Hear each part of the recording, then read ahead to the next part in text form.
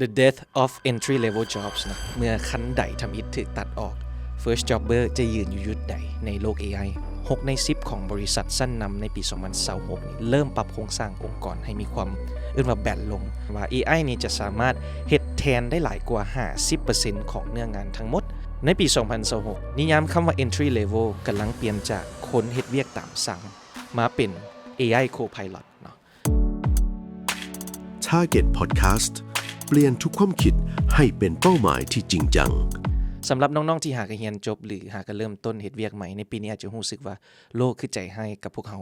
เวียกพื้นฐานที่เคยเฮ็ดในด้านแรกในการเฮ็ดเวียกกับถูก AI นี่ทดแทนเกือบหมดโดยข้อมูลจาก Stanford University และ Gartner นี่รายงานว่า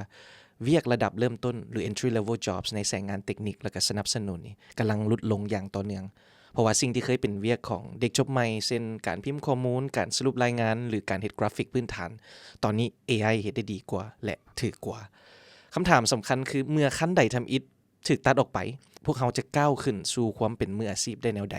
ซึ่งวันนี้ข้าพเจ้าจะพาไปเบื้องหลังปรากฏการณ์นี้และแนวทางใหม่สำหรับ First Jobber ในปี 2026 ว่าเขาจะรับมือแนวใดดีเป็นอย่างบริษัทจึงจ้างเด็กจบใหม่หน่อยลงอันนี้เรามาถามกันเบิ่งเนาะข้อมูลจาก resume.org และก็ The Guardian นี่ระบุว่า6 ใน 10 ของบริษัทสั้นนำในปี 2026 นี่เริ่มปรับโครงสร้างองค์กรให้มีความ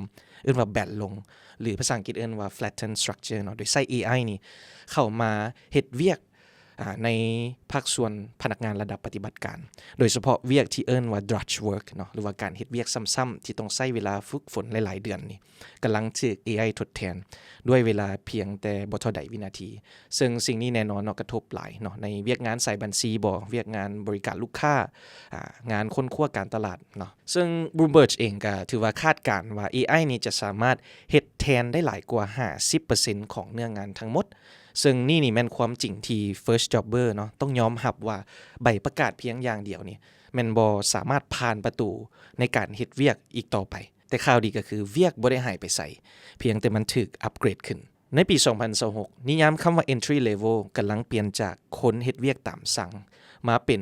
AI Co-pilot เนาะซึ่งข้อมูลจาก LinkedIn Jobs on the Rise ของปี 2026 นี่ระบุว่าตำแหน่งเวียกที่เติบโตไวที่สุดนี่บ่แม่นเวียกโปรแกรมเมอร์ทั่วไปแต่เป็น AI Interaction Specialist หรือว่าพนักงานที่สามารถควบคุมระบบ AI ให้ผลิตผลงานที่ซับซ้อนได้ตัวอย่างทันที่เขาจะเสียเวลา3 เดือนในการเรียนรู้ในการเฮ็ดเอกสารเนาะเขาอาจจะเอาเวลา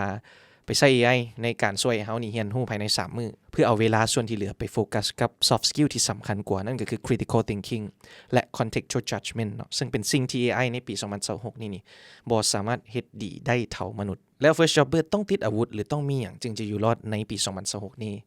ข้อมูลจาก World Economic Forum ในปี 2026 สรุปไว้3 สกิลที่สำคัญที่ First Jobber ต้องมีนั่นก็คืออันทำอิฐเฮาเอิ้นว่า AI fluency เนาะซึ่งบ่แม่นเพียงแต่ว่าเฮานี่ฮู้วิธีการนำใช้ ChatGPT หรือว่า Gemini หรือว่าเครื่องมือของ AI ทั่วไปเนาะแต่มันต้องเว้าไปถึงการที่เฮานี่ฮู้ในการออกแบบ workflow เชื่อมต่อ AI หลายๆตัวเข้ากันเพื่อให้ได้ผลลัพธ์ที่ดีกว่าหัวข้อที่2ตัวนี้มันสำคัญหลายเนาะเอิ้นว่า emotional intelligence หรือว่า EQ ยิ่งโลกนี้มี AI หลายเท่าใดเนาะความสามารถในการเข้าใจมนุษย์ยิ่งมีค่าหลายขึ้นโดยเฉพาะเช่นการเจรจาต่อรองการเฮ็ดเวียกเป็นทีมและภาวะความเป็นผู้นำแม่นสกิลที่บริษัทพร้อมใจหนักในปี 2026 นี้ในส่วนต่อมาตัวที่3นี่เอิ้นว่า cross disciplinary thinking เนาะซึ่ง AI ตามที่เราฮู้กันก็คือเฮ็ดได้ดีในเรื่องของเฮ็ดตามคำสั่งในกรอบเดิมๆแต่นวัตกรรมนี่เกิดจากการเชื่อมโยงจากเรื่องที่เบิ่งแล้วบ่เกี่ยวข้องกันเนาะถ้าสมมุติว่าไผสามารถเอาเทคมาผสมผสานกับอาร์ตหรือว่าเอา business มาผสมกับ health ได้จังซี่เนาะก็ถือว่าเจ้านี่คือตัวจริงเนาะมีคนอยากได้โตเจ้าแน่นอนสรุปแล้วขั้นใดขั้นทำอิฐอาจจะหายไปแต่มันถูกทดแทนด้วยลิฟต์ที่เอากดปึ๊บแลนขึ้นไปปั๊บว่องไวทันใจนั่นก็คือคำว่า AI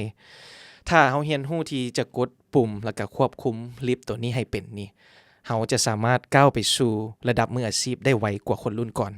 อย่าเสียเวลาต่อต้านกับเทคโนโลยีอย่าไปคิดว่าAI สิมา disrupt อย่าไปคิดว่า AI สิมาเฮ็ดให้เฮานี่เสียเวียกเสียงานเนาะแต่จงใช้ AI นี่เป็นแฮงส่งให้เฮานี่หรือว่าให้เจ้า